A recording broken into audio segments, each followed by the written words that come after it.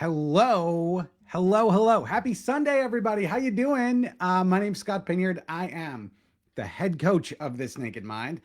I usually come and go live with you every Sunday. I've taken the last 2 Sundays off. It has been intense. Man, it's a whole story. I went out to Denver. We had a snowstorm. There was like 4 feet of snow. It was insane. So anyway, I am back, finally back. Man, after taking a few weeks off, I've been looking forward to coming here and talking to you guys today. I want to talk to you about change, and I have a few reasons, very specific reasons why I want to do that. I want to encourage you while I am talking to please type in some comments, type in some questions. I am here to hang out. So let's talk.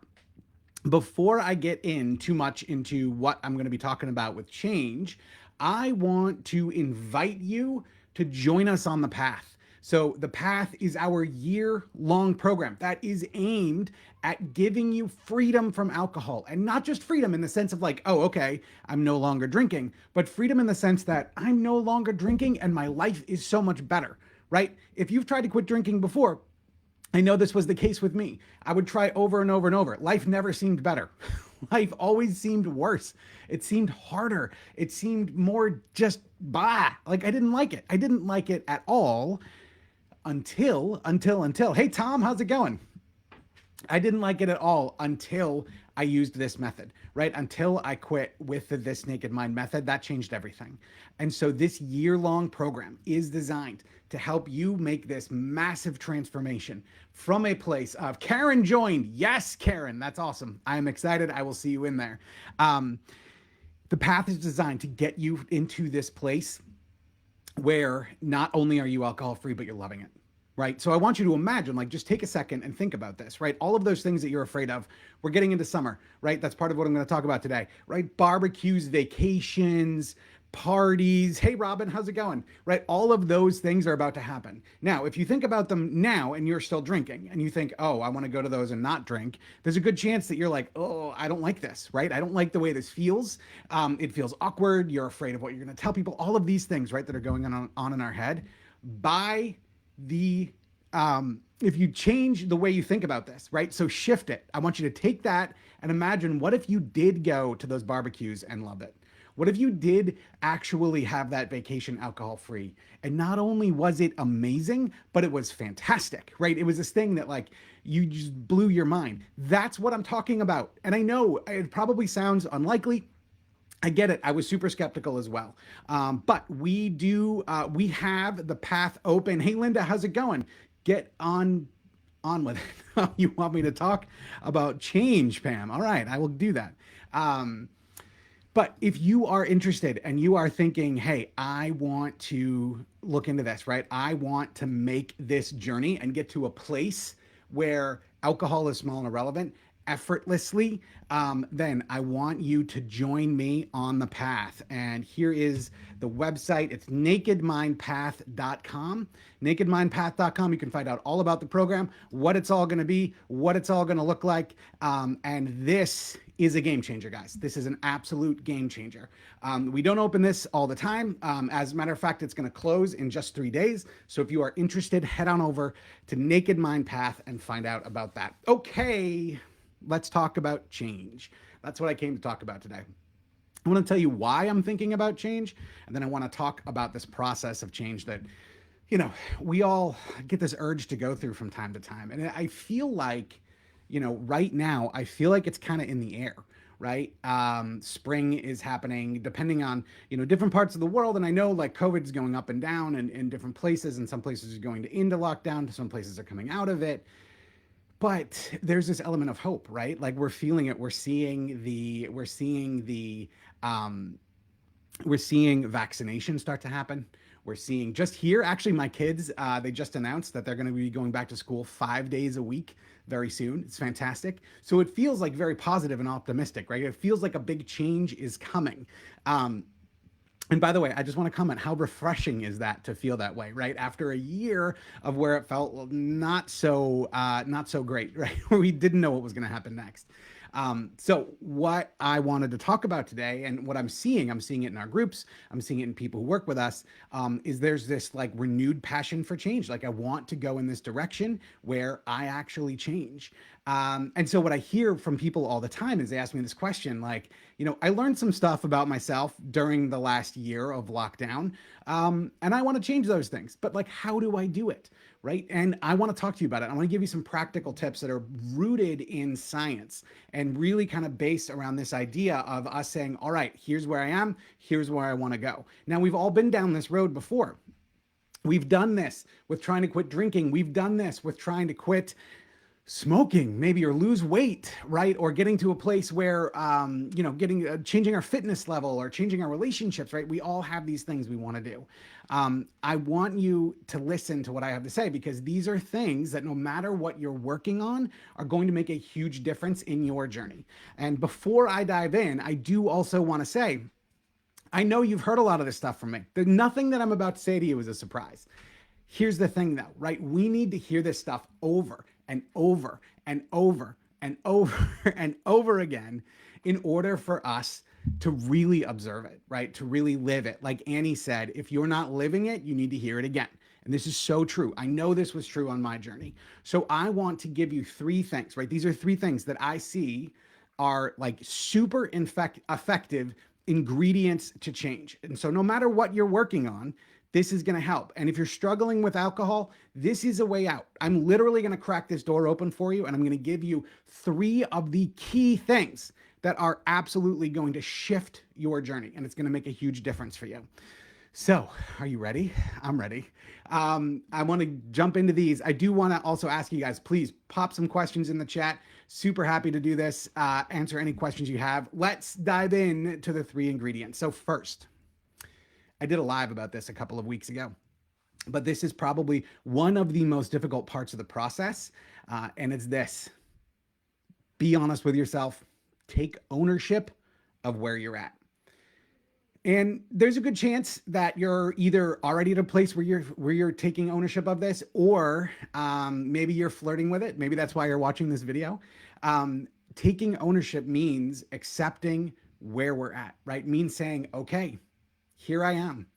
I am drinking 2 bottles of wine a night, right? That for some of us is really, really difficult to say. To say like, this is where I am. To admit to ourselves, to admit to other people, like, hey, this is what I want to do. I want to change this. I want to make this different. I want to live my life differently.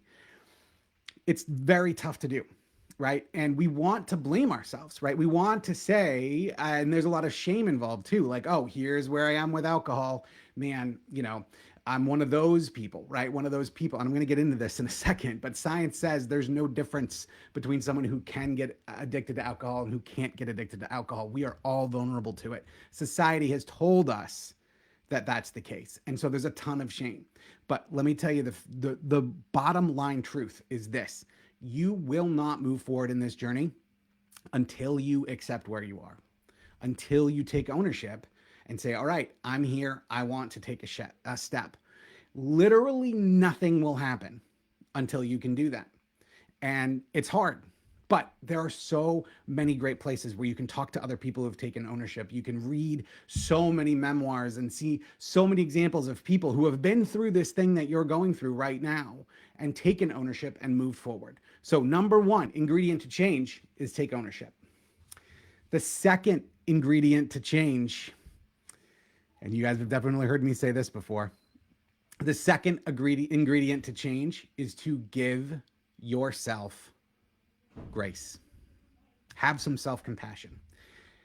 And this one is so difficult, right? If number one was hard, number two is like really hard. Because here's the thing: we have been conditioned to believe that it is our fault. We are here because there's something different than about us, right? And if you look at, the sort of the history of alcohol and how alcohol use disorder has been treated and dealt with over time, at first there was like this idea that there was some sort of a moral failing on our parts. Then there was a sort of more biological idea that there's something different about us, that something's going on, that something is happening that makes us somehow different and means that we need to change, our attitude, right? Or we need to change our behavior because there's something flawed in us.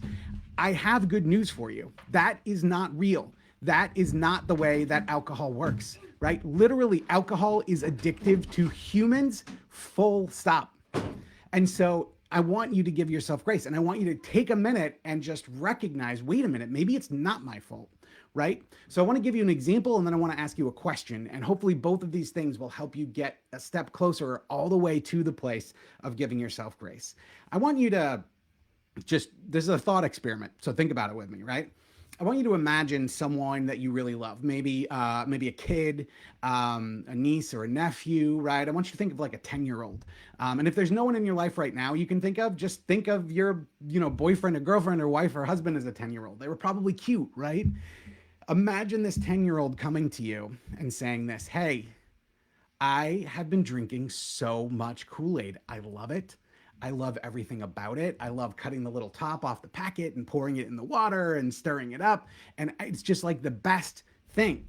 And, fruit punch is my jam. I just love it. And like at the end of the day, I have this fruit punch and it's so good. I'm literally will live my entire day looking forward to this Kool-Aid, right? So that event happens. Now I want you to picture picking up your phone and seeing a giant headline in the newspaper or on CNN.com or wherever you get your news that says Kool-Aid found to be addictive.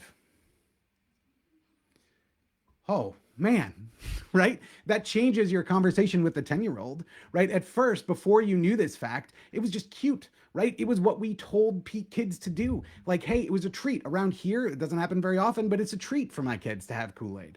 Well, that changes the story entirely if we find out that Kool-Aid is addictive.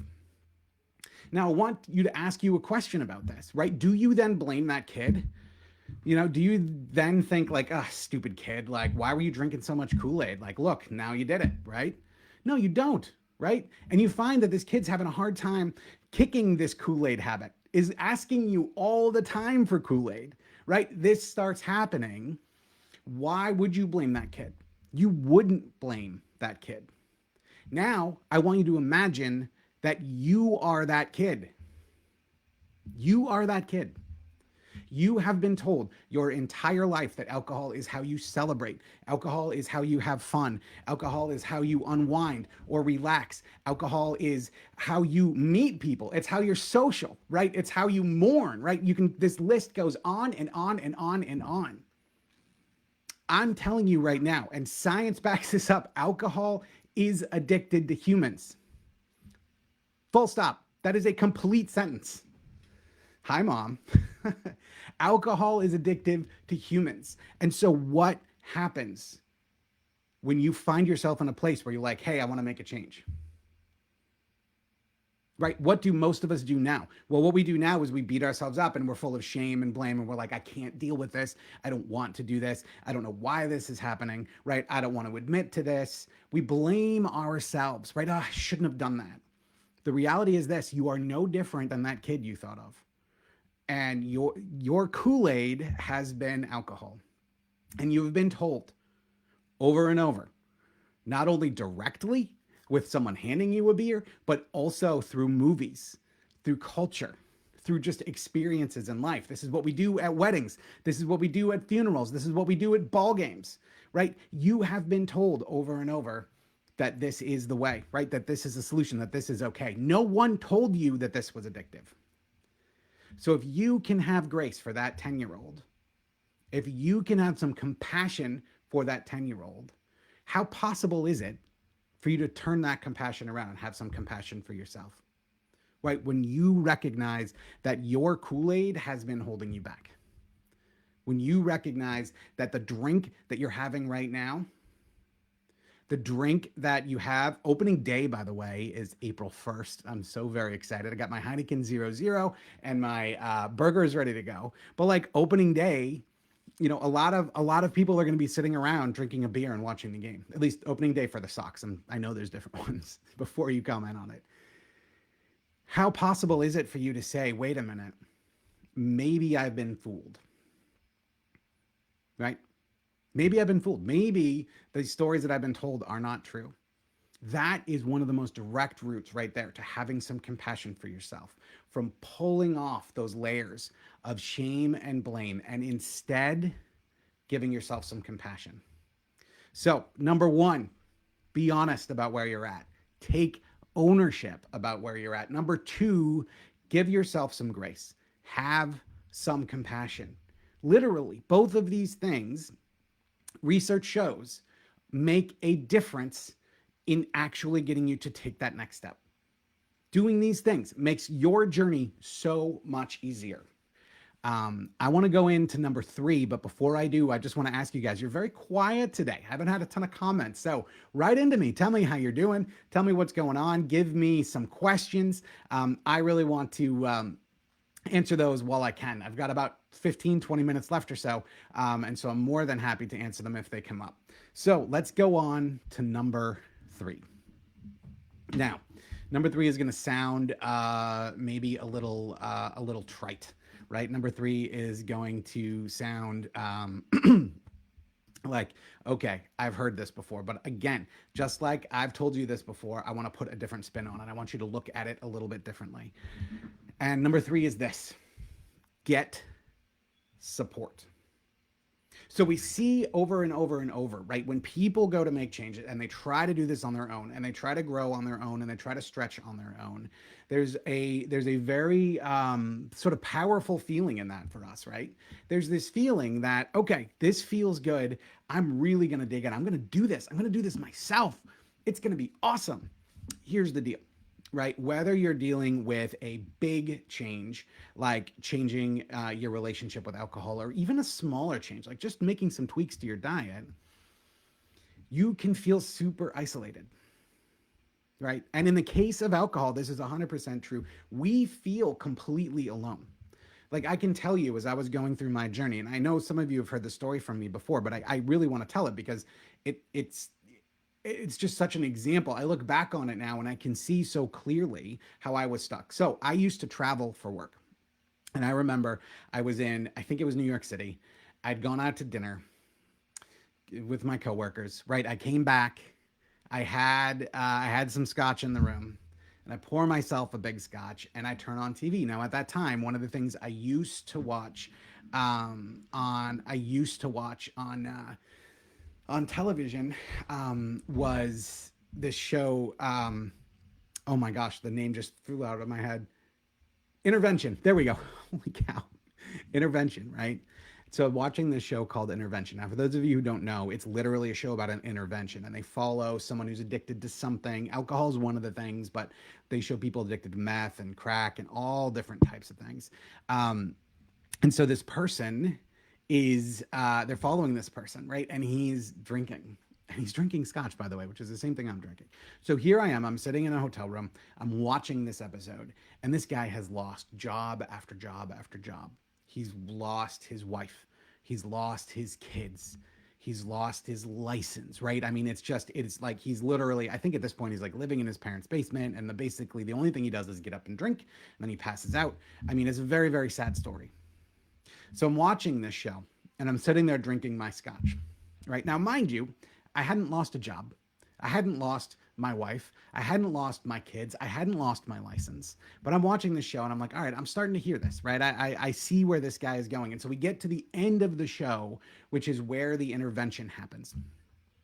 So the way these things go, right, is like the whole family shows up and people write different letters and there's a counselor there. And essentially it's like, hey, we love you. We want you to change. We want this to be different for you.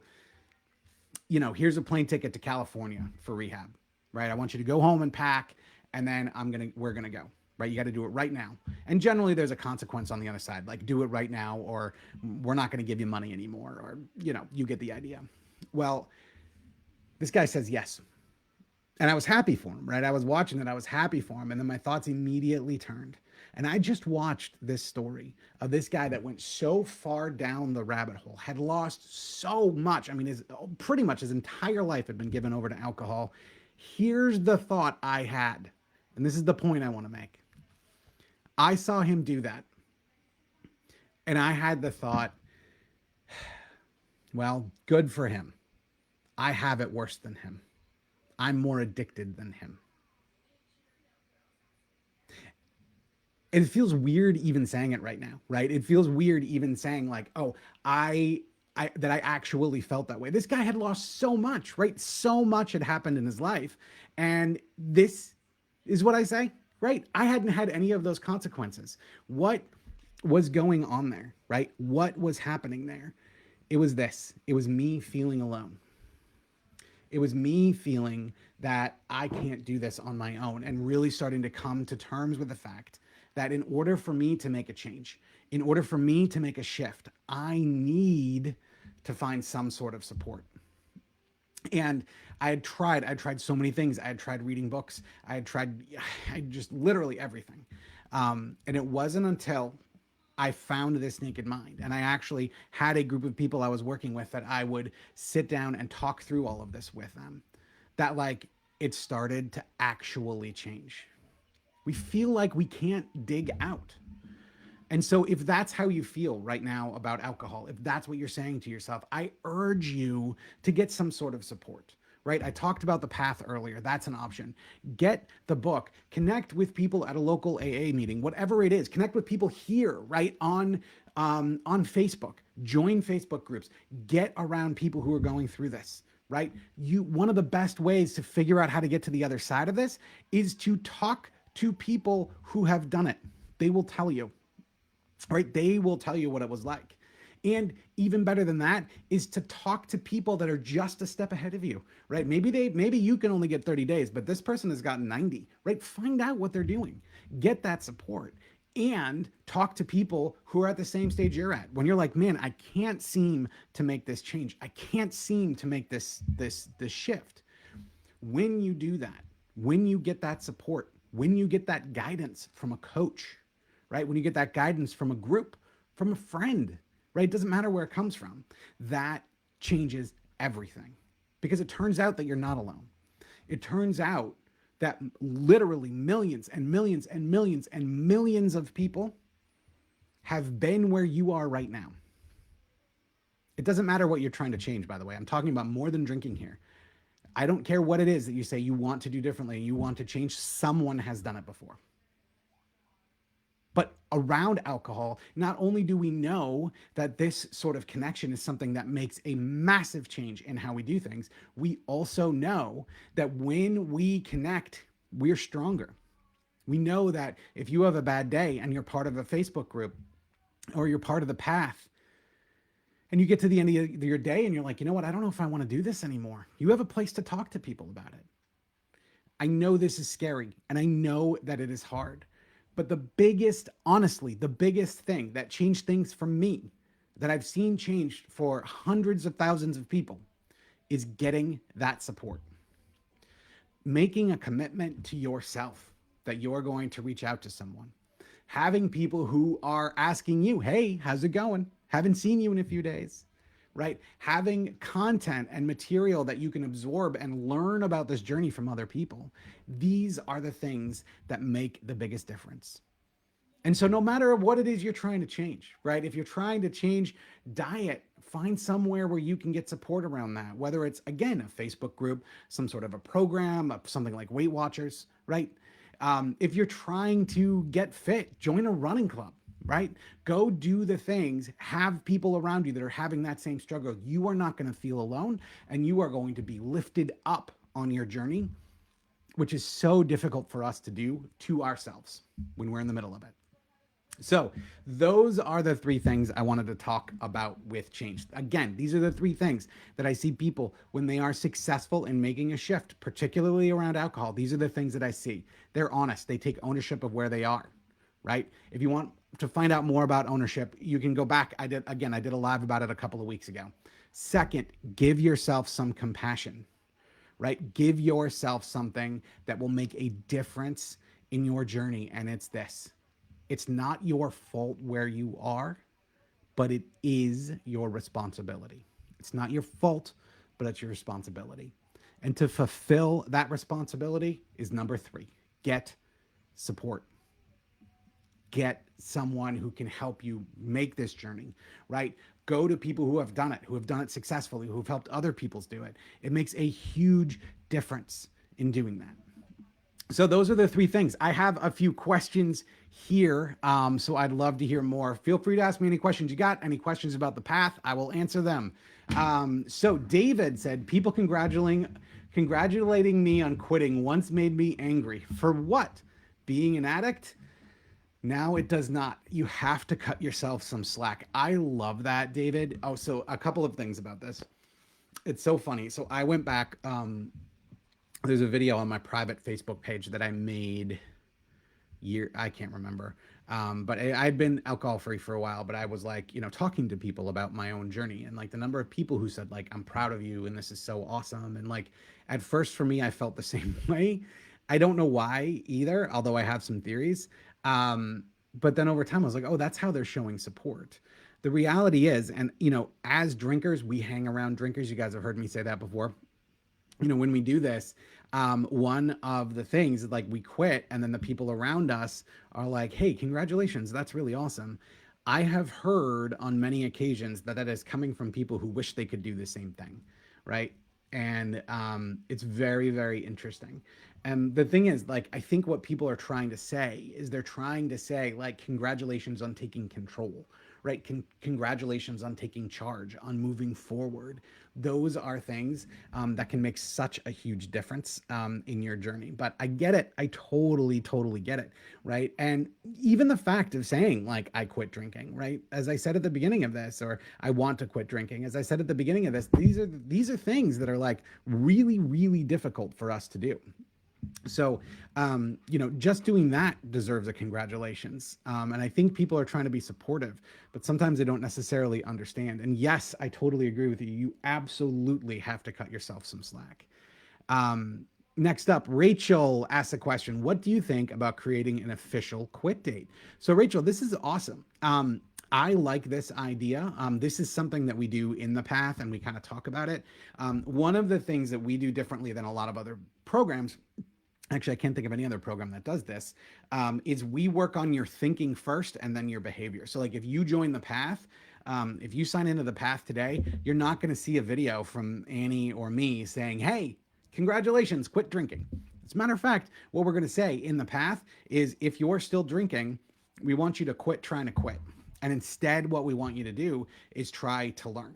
Try to identify those thoughts, try to work on those thoughts, those things that are keeping you drinking. Now, as this process goes on, right, and as we do this, people start to become more comfortable and become sort of masters of our own brain in a new way. And when that can happen, yes, setting a date is fantastic, right? Setting a date says, all right, this is what I'm working toward. The key thing in doing that, though, is making sure that you're able to do that with compassion, right? Making sure that you're able to do that in a way that helps you feel better, in a way that is not like a force sort of way, but almost a thing you're looking forward to, right? A thing where you're like, hey, you know what? I've made some progress on myself, and I cannot wait until I wake up that first day, right? So yes, I love the idea of setting a date. It can be very, very effective and very motivating. Let's see. Megan said, took ownership 452 days ago, read T&M and couldn't be happier. I still really like to catch you when it looks like it got cut off. My comment went away, but I always love your catch up. Sobriety is beautiful. I agree, Megan. Thank you. Congratulations. 452 days is amazing. That's so good. Annette asks or says, I have done the 30-day program successfully several times. Why is it so hard to start? Even when I know after the first few days it's no problem anymore, the start seems so difficult. I think that's a fantastic question. So there's a whole lot that goes into this. And one of the things that I see on a regular basis is there's fear, Annette. And the fear is about how am I going to handle fill in the blank, right? So I can use stress as an example. How am I going to handle stress? Right. But that's the conscious fear. But here's the thing, and this is how alcohol is so insidious, right? We will say start drinking because of stress. Let's say you have a particularly stressful day at work, and this is years ago, right? Before alcohol was something that you wanted to change, when it was still fun, right? And so, we'd have this thought. Remember these cultural thoughts when I was explaining to you it wasn't your fault, just like the Kool-Aid. What you're told your entire life is that alcohol helps with stress. And so this thought pops into your head on your ride home one day, and you think, okay, I'm going to go and I'm going to pour myself a drink when I get home, right? I'm going to go and I'm going to do this. And so you do. And what happens, right? Your brain immediately associates those two things. You do feel for about 20 minutes, there's no denying it, you do feel relaxed, right? Now, the reality of the situation is that if you look at how you felt before you started drinking and how you feel a few hours after, you're actually not more relaxed. Adrenaline, cortisol levels are higher, everything is worse off. But you don't connect the two. And so this idea of like, okay, a drink helps me deal with stress, right? That starts to take root. And then over time, that becomes sadness. That becomes happiness. That becomes anger. That becomes excitement. And so all of these things, all of these emotions that we normally experience, we are constantly searching to tamp them down. We're constantly searching to change them with alcohol. And so, Annette, when you go toward a time when you're going to make a start, right? When you're going to take this step, even if it is an experiment, a 30-day experiment, even if it's a week-long experiment, my guess is, even if you told yourself I'm taking 3 days off, it probably isn't that, it's probably equally as difficult to start. And that's because of the fear. That's because the subconscious part of your brain is saying to you, wait, what about anger and stress and sadness and loneliness and happiness, right? It's because alcohol has become the solution to everything. And it's not just you, right? All of us who drink get to this point. All of us who have dealt with alcohol use disorder, this is how it happens, right? We start to give ourselves like, oh, I'm going to cut myself some slack tonight and have a drink because I really feel sad, or I really feel lonely, or I really feel stressed. And then that happens for year after year after year. And then you're stuck. And then all of a sudden you think, oh man, I go to quit, and just this fear, and I want to procrastinate. And you probably don't know why, right? And that you're probably like, I feel this resistance and I don't know why. That again is that subconscious process going on, because over time, the way that we have dealt with these negative emotions has been with alcohol. The way that we have dealt with all emotions has been with alcohol. And so your brain's thinking, wait a minute, hang on a second, lady. Like, I don't know if this is going to work, right? That's why it's so difficult.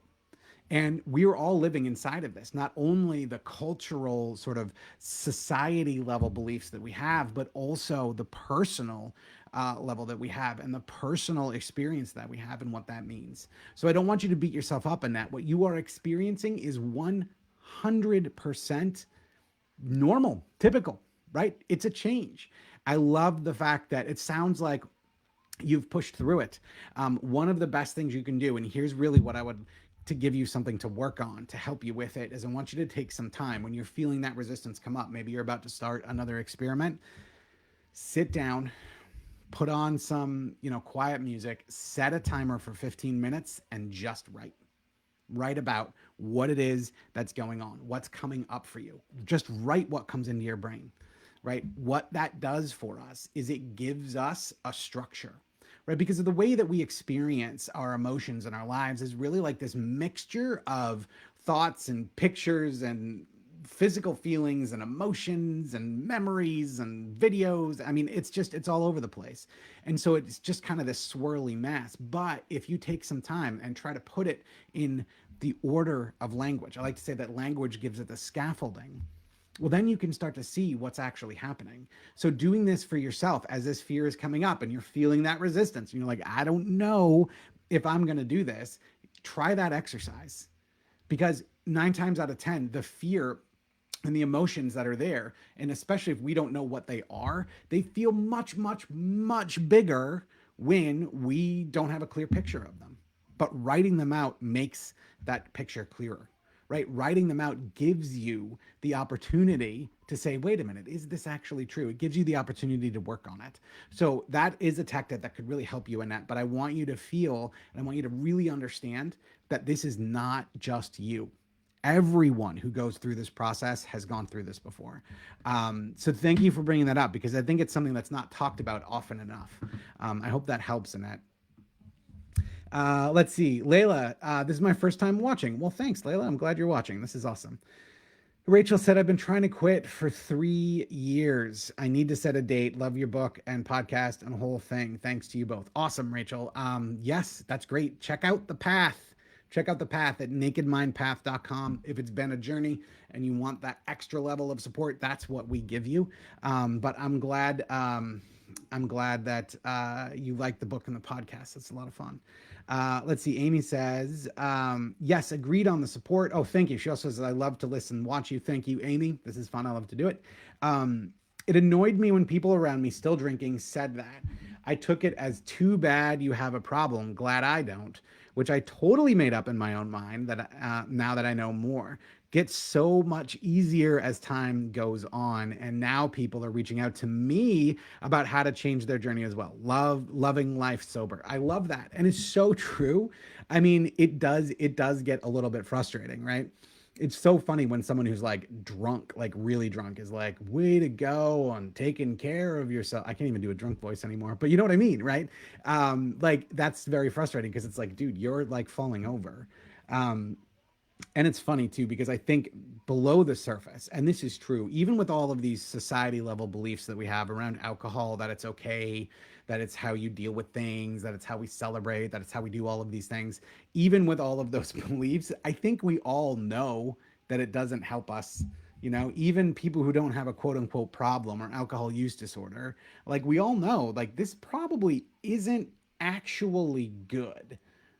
And people who say that, who will say like, oh yeah, like way to go, congratulations on making this change, they're trying very much to be supportive, but also, especially if they're drinkers as well, might be like, congratulations on doing something that I can't.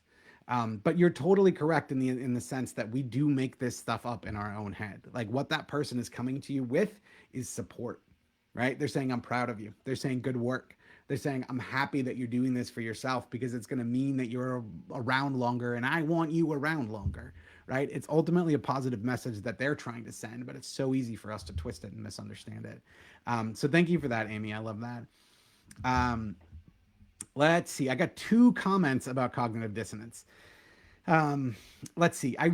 So Gabriella says, I really struggle with cognitive dissonance. I know all the theory, but don't seem to be able to put it in practice. Okay, Gabriella. And then Terry says, I struggle with dissonance as well.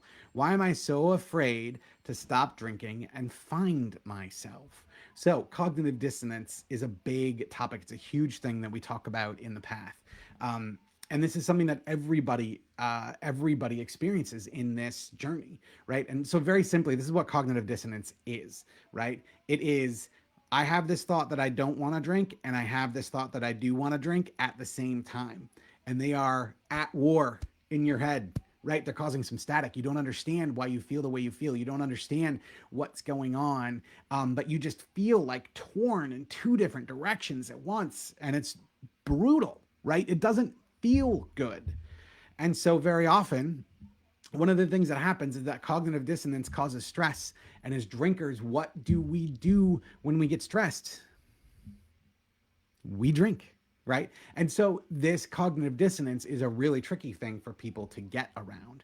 Now, what I would suggest for both you, Gabriella, and Terry, is really working on your thinking around drinking. Because there's 2 things, right? So I have this thought, I don't want to drink. I have this thought, I do want to drink.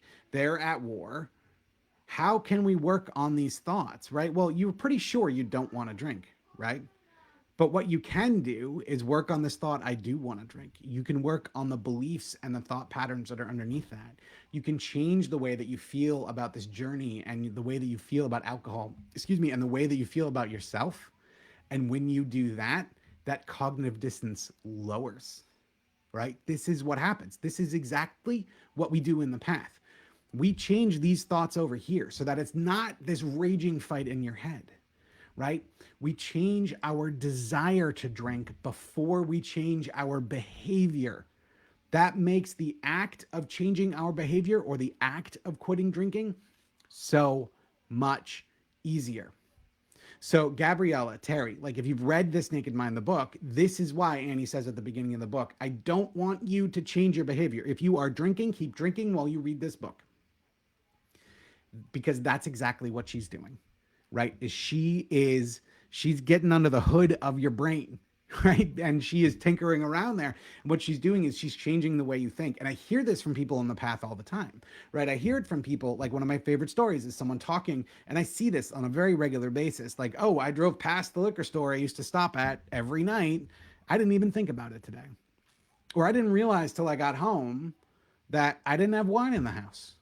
Right. And like these are very real things. These are examples of changing the thought side before you change the behavior side. This is what makes a huge, huge difference in the entire process. So yes, cognitive dissonance is a struggle, and the struggle is real, Gabriella and Terry. I get it. I understand it.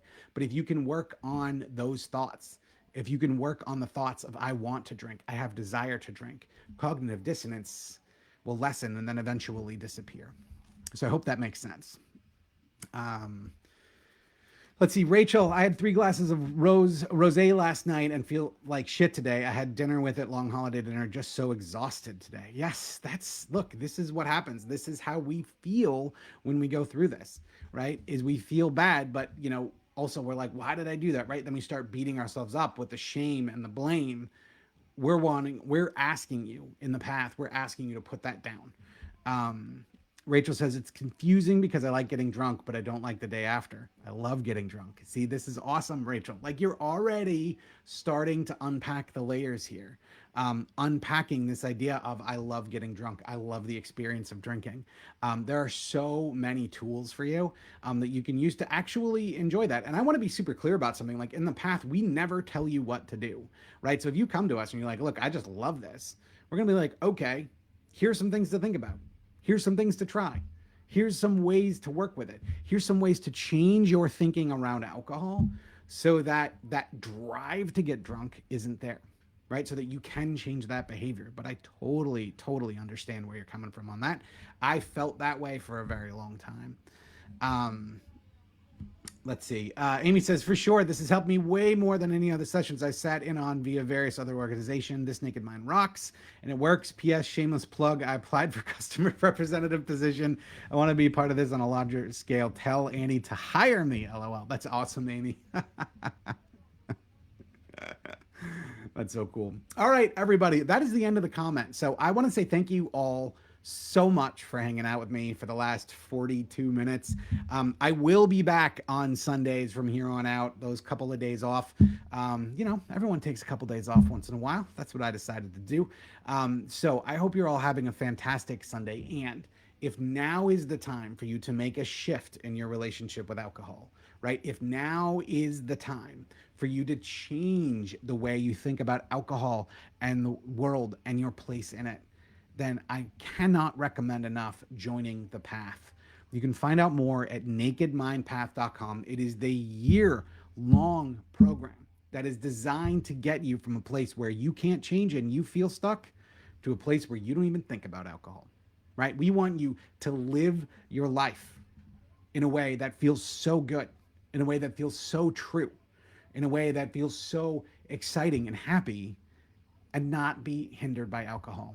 So join me. Head on over to nakedmindpath.com. That's nakedmindpath.com.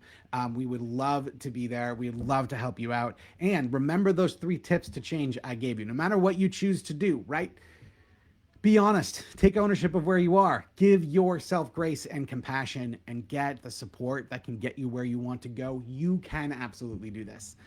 So thanks again for hanging out with me. I hope you all have a fantastic week, and I will be back next Sunday. Take care.